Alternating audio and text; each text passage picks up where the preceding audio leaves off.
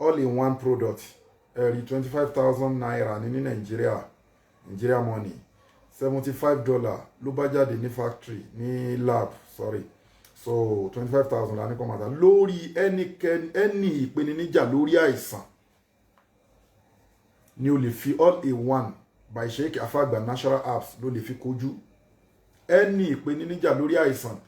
so tí direction ẹ̀ dẹ̀ wà ń bẹ̀ tó dẹ̀ jẹ́ pé àwọn nǹkan tá a fi ṣe egbòogi wa láfíríkà ó ń bẹ nínú nǹkan tá a fi ṣe all in one egbòogi ní Arab continent ó ń bẹ nínú nǹkan tá a fi ṣe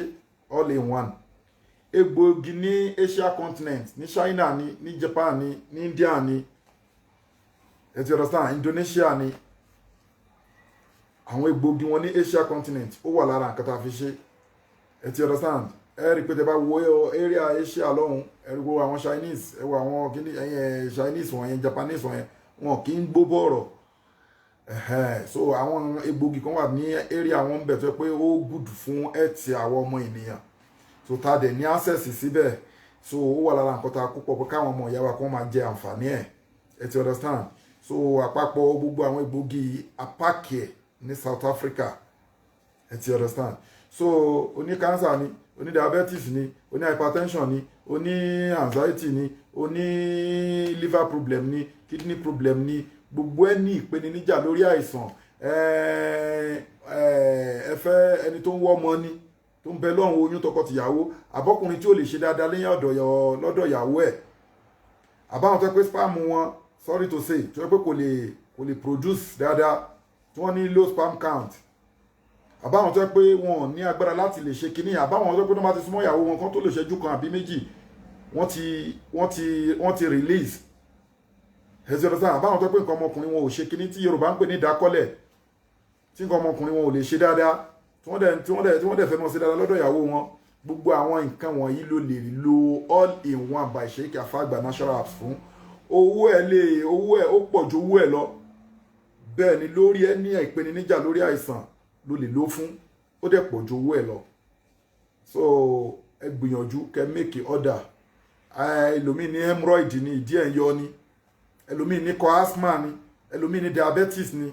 so gbogbo àwọn àìsàn wọ̀nyí lẹ́ lè fi all in one by Sheikh Afagba natural apps lẹ́ lè fi kojú bí ìsínì láì tí ó dẹ̀ gbọ́ control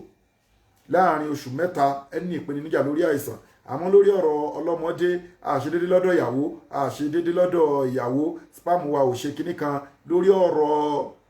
ẹ ti understand fertility àbáwọn tó fẹ́ ṣe kinní o tó ń fẹ́ within ni láàrin ọjọ́ mẹ́ta mẹ́rin wàá ti máa rí iṣẹ́ bẹ̀tẹ̀ àwọn tó ní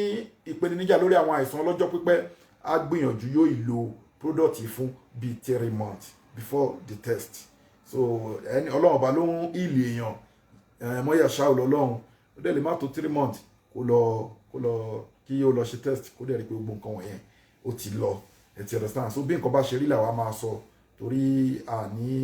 àní bùmọ̀ torí pé ká lè rí ta gbogbo ẹni tó bá ní ìpèníjà lórí àwọn bíi diabetes àwọn àìsàn ńláńláńlá chronic wọ̀nyẹn tó ti wà pẹ̀lú ẹ̀ yóò patrol yóò lò kíní tó 3 months kó tó lọ but àwọn tó ń sọ̀rọ̀ lórí ìmú kíní àbí infertilities àbí àwọn tó yẹ pé obìnrin tí ó tètè róyún ní ẹ ti understand tó ń bẹ lọ́wọ́ ọmọ àbí tó ń wá pé tí ẹlòmíì gan tí ò ovulate mọ́ so gbogbo àwọn nǹkan wọ̀nyí lórí ètò ọmọ generally àbí menstrual problem àbí menstrual pain general menstrual disorder ẹ ti understand kó gbìyànjú kó lo ṣẹ́rí gbogbo àwọn kọ́dà sílẹ̀ yẹn fast reaction ni fún all in one by Sheikh Afagba natural app bẹ́ẹ̀ gbogbo àwọn àìsàn bíi cancer ni diabetes ni takasíwájú sí asthma ni hypertension ni gbogbo àwọn àìsàn bẹ́ẹ̀ yẹn irú ẹni bí a sì lò fún stroke ni a sì lò fún bíi 3 months but lórí ètò ọlọ́mọdé àbí ètò kásúmọ́yàwó wa àwọn tó ní ìdákọ́lẹ̀ ni tí wọ́n lè perform dáadáa lọ́dọ̀ obìnrin lọ́dọ̀ ìyàwó wọn àbáwọn tó yẹ pé spam wọn ò lè perform kò lè produce mọ́ ẹ gbìyànjú ẹ fast reaction àwọn yẹn láàrin 1 week to 2 weeks 3 weeks ẹ ti understand but àwọn àìsàn kejì tó yẹ pé wọ́n jẹ́ first class nínú àwọn àìsàn ẹ ti understand àìlò tó 3 months ẹ ti understand, ọkùnrin lè lò, obìnrin lè lò, ọmọdé lè lò, arúgbó lè lò. Nǹkan mẹ́ta ló ń bá délé àbí nǹkan méjì. Ẹni tó bá ní problem lórí ìpèníjà lórí ẹni àìsàn kankan tó bá ń lò bí Isinilahi yóò gbọ́ control, ẹ ti understand. Ẹni treatment ni fún ẹni yẹn, ó tún wá ṣe prevention. Ẹni tí ò láìsàn kankan rárá tó kàn ń lò, prevention ni, supplement ni, kó kàn ra máa lò díẹ̀. Ẹ ti understand nísìn, ó tún prevent, bó ṣe jẹ́ treatment ló tún prevent bí mi láìsàn mi lè lò, tó bá láìsàn ó lè lò,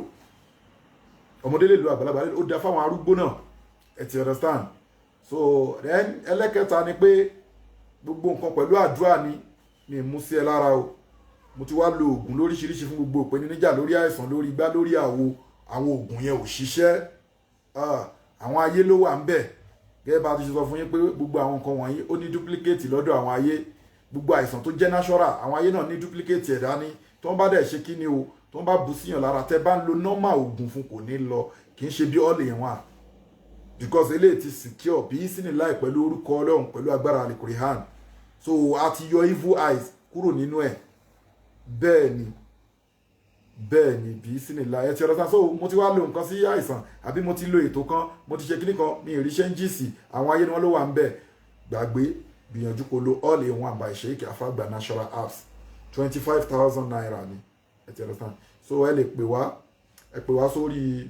ọkẹ WhatsApp wa sórí +27 61 295 6389. Ẹ dẹ̀ tún lè WhatsApp wa àbí kẹ́ pè wá sórí product yìí náà pé kẹ́ WhatsApp wa àbí kẹ́ pè wá sórí +234 80 34 22 11 59. Ẹ email wa lórí globaldahiratudhikrlahi@gmail.com. So á dá yín lóhùn. Kò síbi tẹ́ bá wà tí product yìí tí a lè ti send ẹ̀ sí yín. Bó jẹ́ Nàìjíríà ní anywhere tẹ́ bá wà láti wá bá yín. Ẹ dẹ̀ rí pé à ń ṣe promo ẹ̀ lọ́wọ́. Oye ta ní káwọn máa fi ta ni táwọn èèyàn dẹ̀ ti ń ṣe testimony lórí ẹ̀. $75 ló bá jáde ní lab, but a fi ilẹ̀ fáwọn èèyàn wa ní 25,000 naira. Masalam wa ila likoi láti Global Dahiratudhikrlahi Islamic Organization Health Department South Africa branch. Àdúrà wa gbà, ẹ bá wa share ẹ̀.